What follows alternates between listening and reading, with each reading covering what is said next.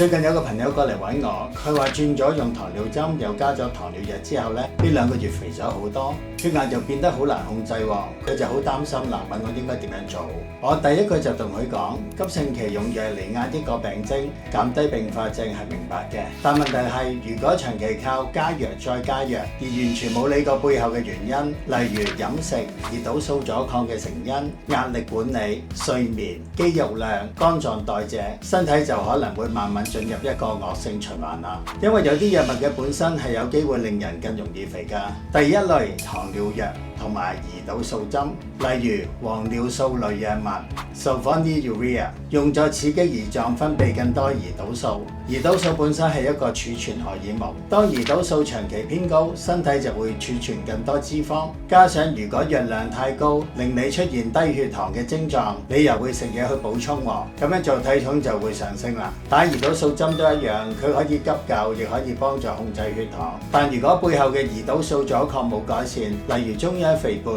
只係用越來越多嘅胰島素去壓抑血糖，身體就會越嚟越容易儲存脂肪啦。生活上，我通常都會建議由最簡單嘅開始，全日避免進食單糖、甜飲，慢慢減少精製澱粉質。唔係叫你一次過完全戒晒，而係先由夜晚開始，因為夜晚後活動量減低，胰島素敏感度通常較差。餐前亦可以考慮增加水溶性纖維，食太多澱粉質更加容易儲存成為脂肪，例如洋車前子殼、無聚糖、蒟蒻同埋蘋果果膠等等。呢類水溶性纖維遇水之後會形成一個啫喱狀嘅凝膠，好似喺腸道形成一層緩衝層，令糖分唔會一下子衝入血液。就這樣，單糖同澱粉分解出嚟嘅葡萄糖可以慢慢滲入小腸，餐後血糖嘅波幅自然就變細啦。當餐後嘅血糖冇咁大上大落，胰島素就唔需要每次大量分泌，長遠嚟講對胰島素阻抗會有好大嘅幫助。